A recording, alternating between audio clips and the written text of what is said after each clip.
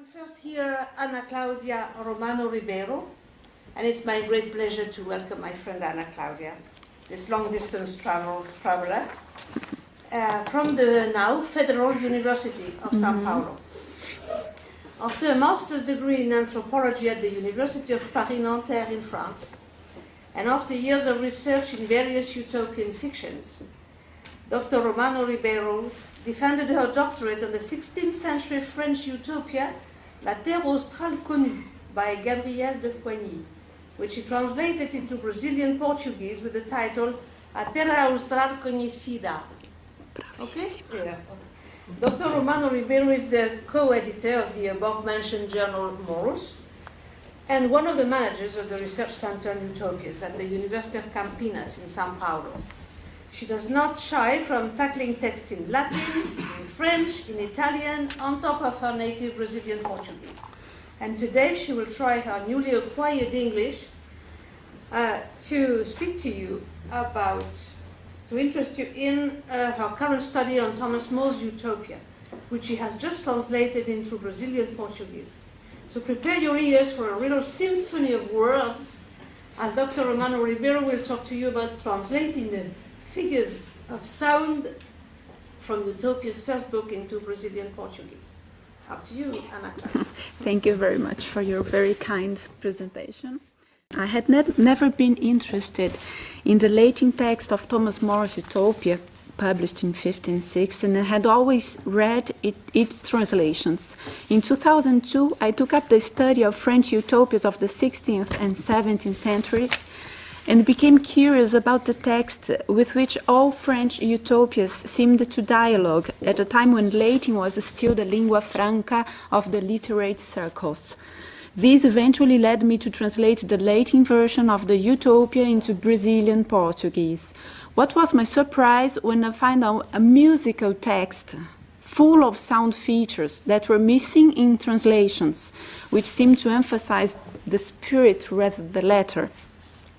That separation between form and meaning, however, is not consistent with Utopia's actual wording, in which, as noted by Edward Surtz, and as it happens with all great literary works, the expression is molded by the ideas, and the idea seems to be reciprocally influenced by the expression. It should also be remembered that Juan Luis Vives, in 1523, recommended reading the Utopia for both the use of language and for its subject. In fact, one of the least studied aspects of the Utopia is precisely the specificity of the Latin in which it was written, its style, its peculiarities. This gap, already highlighted by Surtz in 1967, prevails as observed by Clarence Miller in 2011. I understand style here in quite a general way, as described by Surtz in his article from 1967. I quote, "The selection and the arrangement of words and phrases." Literature on the Latin of the Libellus Aureus is so rare that it can be listed very, very quickly. Well, I will not list these works. I am to present here some of the figures of sound, the expression is by Surtz, of Book 1 of the Utopia, compare them to the published translations, 2 Brazilian ones and the latest Portuguese translation, and then suggest my own translation. I assume that the form and especially the sound mechanisms of the Latin text result from the idea that wants to be communicated and at the same time reinforce it, as observed by Surtz. Therefore, it is important to try to translate them so as not to neglect these aspects of More's wit. The figures of sound mentioned by Surtz are figures of repetition.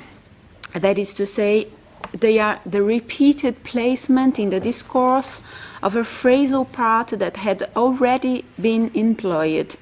These repeated figures hold the flow of information and give the reader more time to emotionally enjoy the information presented as important. In Book 1 of Utopia, they are usually inserted within short periods, typical of the Utopia, which, as you may remember, was written in dialogic form. Virtually, all of it is made up by Raphael Hythlodeus' speeches, who only twice uttered long sentences in Book 1, quite long in fact, and called marathon sentences by Clarence Miller. We agree with Searles when he states that the dearth of long, complex, formal periodic sentences corresponds to the conversational and familiar nature of the discourse, a feature More shares with Seneca, an author held in high regard by utopians, together with Cicero, who, according to De Pietro, states explicitly right in a conversational mode in his letter to 75. Translators of the Utopia, such as Marie Delcourt, André Prévost, Georges Logan, and Clarence Miller, point out the varied language used by More. Delcourt even hypothesizes that it is a text of oral nature, dictated by More to his secretary, John Clement, a hypothesis rejected by Aires Nascimento, although he agreed that the pace of the sentence in its variety corresponds to the practice of the court bar, which More, who was a lawyer, used to perfection. The figures of sound certainly contribute to the varied character of Utopia's language, and their presence, according to Prévost, is not surprising for an author particularly sensitive to the virtues of music. This colloquial style of the Utopian text, and even more judgment about it, in his letter to Peter Gillis, in which he evokes the negligent simplicity, neglectam simplicitatem, of his little book, should not lead us to believe that it is a simple text, as Elizabeth McCutcheon notes. On the contrary, the impression of natural and effortless writing is an effect More creates to achieve rhetorical sophistication, one aspect of which McCutcheon studied accurately, that is to say, the use of litotes in her article of 1971.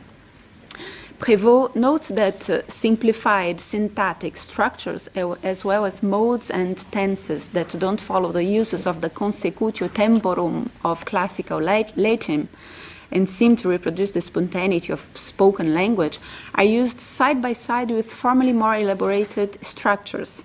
And to meet the research of his stylistics, he goes to the limits of preciousness and to what is later called in England euphuisme. Let us now analyze some excerpts of Book 1 that feature some patent sound semantic resources according to the translations of L.A. Luis Andrade, translations first published in 1937. It's not known if his translation was based directly on Latin text. And this is Utopia's most reproduced translation in Brazil by several publishers. The Portuguese spelling of that edition was preserved here. Camargo and Cipolla, C.C., who translated George Logan and Robert Adams' English version of 2002. This is Utopia's second most widespread translation in Brazil, although it has admittedly been translated from one of the English translations. I decided to examine it. Aires Nascimento, A.N., translator of the Latin text. This is the latest and most complete edition of the Utopia available in Portugal. And my own translation, R.R., Romano Ribeiro, in progress. The number in parentheses that follows the translated excerpts refers to the page of the above-mentioned editions. In the handout and in light gray, in this text and in handout too, we added two English translations, one by Logan and Adams, quoted above, and other by Clarence Miller, so that non-Portuguese speakers can follow the text. Let us analyze some examples of the figures of repetition found among those asserts called figures of sound.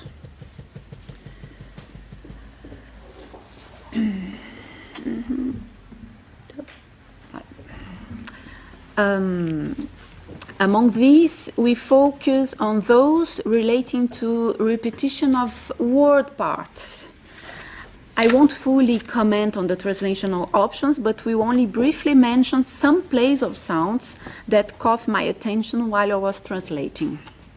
Excerpt 1 was taken from the dialogue between the characters Thomas More, his friend Peter Gillies, and Raphael Hythloday, the Portuguese sailor-philosopher. Peter, after hearing Raphael tell about customs and institutions of several peoples he came across while traveling the world, suggests that such amount of experience would be of high value to a king, who would benefit from his advice, which would result in improved life conditions for Hythloday and his relatives. Raphael replies that his family should not expect to improve its life and at the price of him becoming a servant of kings. After all, he already shared his possessions with them.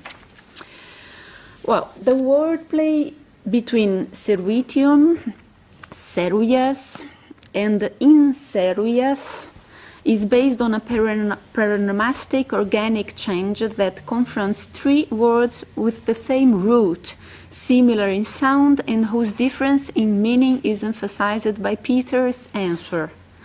Lausberg classifies as organic the changes based on linguistic systems, so words are etymologically connected. He defines paronomasia as a wordplay based on the meaning of the words, which arises due to the change of a part of the word body, a process which often corresponds to an almost imperceptible change of the word body, a surprising, that causes strangeness, paradoxical change of the word meaning. L.A. chose an explanatory translation which explains the place of similar sounds transformed into Latin infinitives servire and inservire.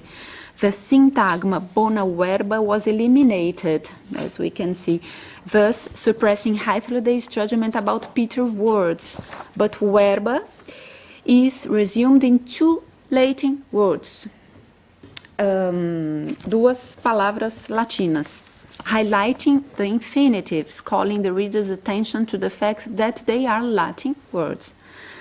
C.C.'s translation maintains the paronomasia serviços, servidão, services, servitude, and creates another one, compreendo e concordo, I understand, I agree, which is not found in the Latin text. In A.N.'s version, the trio serviço, servir, secundalas seems to be an attempt to translate to some extent the paronomasia by repeating the first letters, se. In my translation, I adopted CC's solution but maintained the singular and the word order of More's text.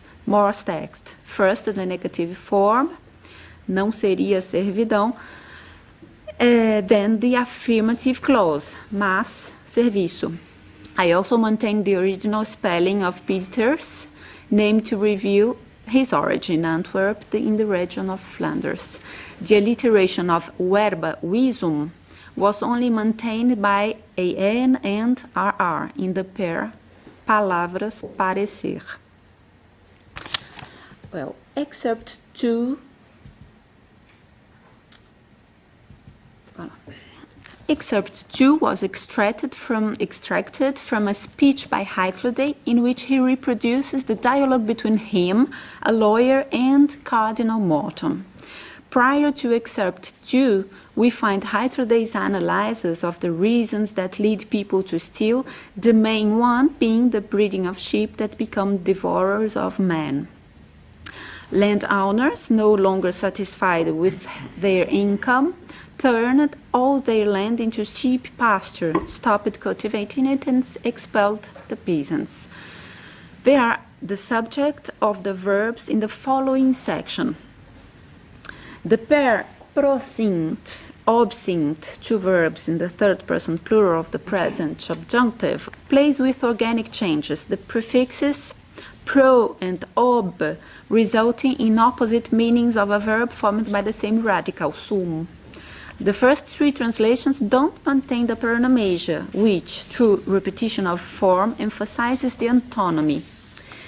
Still, in this excerpt, observe the repetition of the first syllable in neu, nisi, the noun and the conjunction. An inorganic change in a pronomesia that emphasizes the difference in meaning. This iteration is maintained in the translations of an, já não, a não ser, and by rr, coisa alguma, coisas. Excerpts 3 and 4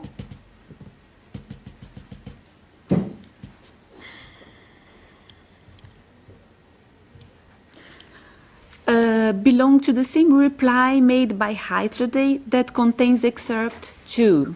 They discuss the financial aspects of the economic disorders arising from extensive sheep breeding, the concentration of the wool trade in the hands of a few, which keeps prices high regardless of the number of sheep.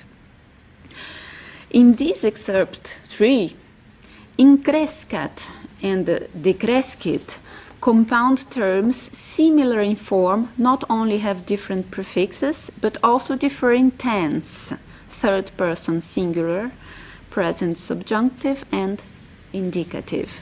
None of the first three translations preserves the semantic tension of that pronomesia created by sound play in the iteration of the primitive verb crow, cresco.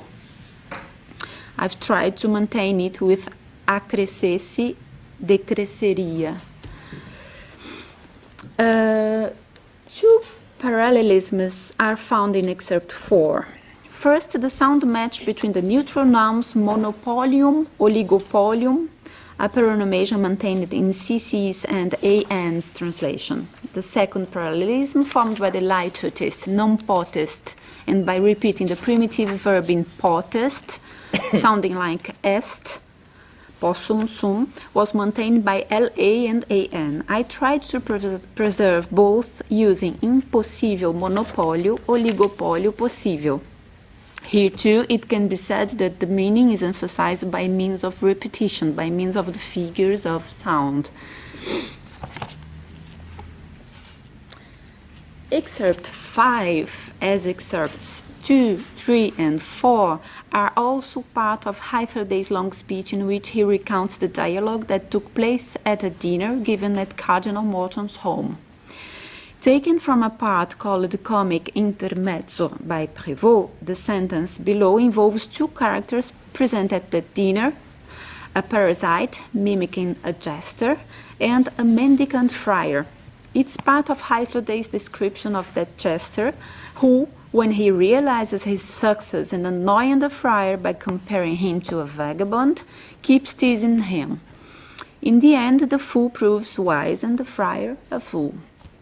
The repetition of scurra, scurrari, is an etymological figure that produces semantic intensification, throwing light on the character and the actions of the jester. The etymological figure consists, according to Lausberg, of repeating the radical and is used to intensify semantic force, as in speak the speech, vivre la vie, sein Leben leben, etc. It's a type of pronomesia. In LA's, AN's, and RR's translations, the opposition madness, seriousness that runs through the entire Utopia is maintained and produces ironic effects, since Heiterdey's comparison between European countries and others, non-European ones, shows the reader that what some consider wise may be madness and vice versa. However, the etymological figure that emphasizes that contrast was not maintained in LA's, CC's, and AN's translation. Excerpt 6 is also part of Heiterdey's long speech. It refers to the lesson of the Akorian, a people located in the southeast of Utopia, in which Heiterdey describes an exemplary aspect that contrasts with French politics of that time. After experiencing the evils arising from a territorial expansion policy, the king of the Akorian decides to content himself with his current territory. At the end of that excerpt, the Portuguese sailor advises the French king to follow the examples of the Akorian, who loves his people and who is loved by it. So there are two inflectional changes of the word body here, amet, ametur, and suos, a suis. I tried to translate this excerpt maintaining the polyptotons, preserving the repetition of the verb and the possessive pronoun, whose redundancy I believe to be intentionally emphatic. I also choose not to emphasize the fact that the possessive refers to subjects as a meaning that gets clear if one reads the entire former passage, so as to maintain the ambiguity between suos, a suis, which in this excerpt could refer to family members, but also to his children, thus evoking the metaphor of the king as a father and his subjects as his children. CC maintains the repetition of the verb and the alternation between the active and the passive form, but explains the referent of the possessive and doesn't repeat it.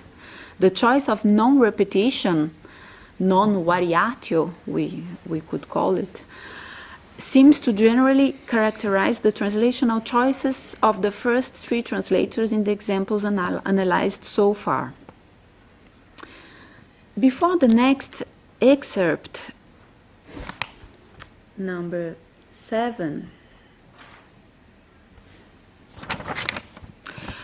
Hythloday imagines counselors meeting to find ways to increase a king's wealth. The first strategy is presented in excerpt 7. Again, in the first three translations, the paronomasia containing the participles eroganda, corroganda in the singular feminine nominative form was not translated. LA and CC maintained the parallelism. Se trate de reembolsar, se trate de tornar a encher, and tiver de fazer algum pagamento, tiver dinheiro a receber. In my translation, I tried to maintain the organic change using the pair desembolsar, embolsar, to disburse, to pocket. The excerpt below is the conclusion of a part of Hythloday's speech in which he reasons that the impossibility of eradication all political mistakes at once should not be a reason to turn away from public life, just as a sheep shouldn't be abandoned because the winds may not be stopped. The two polyptons are found here, omnia, omnes, and bene, boni. The regular rhythm of this excerpt is further reinforced by the alliteration in nam, nisi, and by the repetition of the verb. LA's translations features an amplificatio, bom e perfeito, good and perfect, instead of bene, following the first English translation of the Utopia, Ralph Robinson's translation, which CC translate bene, boni as perfeitas, perfeição, which takes Utopia closer to Platonic thought, something suggested by More himself in several passages of his book. The polyptotons of that passage are particularly difficult to maintain during the translation. Only LA managed to maintain the same verb, at the price of translating the adverb bene by the adjectives bom e perfeito, good and perfect. I choose to translate omnia by tudo, everything, instead of todas as coisas, all things, my previous choice, which has the same number of syllabs than todos, all, just as the pair omnia, omnes. Translating bene using an adverb forced me to vary sint, translating the first occurrence using estar. I also changed the word order to maintain a rhythm, mutatis mutandis, that is similar to the original. I keep trying to find a more accurate solution in terms of form and sound. In AN's translation, the alliteration of nam, nisi finds a match in não senão. Its phrasing also seems to be closest to the original of the four ones. Excerpt 9 is part of a final passage of Book 1 in which Hitler describes Utopia, where a few laws suffice to manage everything in an exemplary manner, and compares it to other countries, where many laws are made without ensuring a better life. The polyptoton ordinantes, ordinatam, is formed by two participial forms of the verb ordino, which in context refers to put in order that which refers to a country, including the legal aspect. In my version, I tried to maintain the repeating figure, translating the participle ordinantes into fazendo ordenanças and ordinatam in ordenada. AN created a paronomasia using the pair incessantemente suficientemente. But like LA and CC, he didn't translate the wordplay ordinantes ordinatam. Those examples show us that in the Latin text, the figures of repetition or figures of sound are built using terms of the same family, words derived by means of prefixes, words with inflectional differences, words or even the consecutive repetition of words. Such procedures seem to aim to draw the reader's attention on both of what is said and how it is said, indicating that a semantic tension accompanies these figures of repetition. Of the 9 I listed, 8 are part of Hythlodae's answers, which make up most of Book 1. I aim to translate these and other figures of sound following the assumption that, as already shown by scholars of the Libellus Aureus, such as Edward Surtz and Elizabeth McCutcheon, the form means the devices of sound, judiciously employed, spring from idea and feeling, and at the same time reinforce both, as they should. This is a quotation from Surtz. In continuing that work, I intended to dedicate myself to the way form signifies in the narrative and argumentation of More's Utopia. Thank you very much.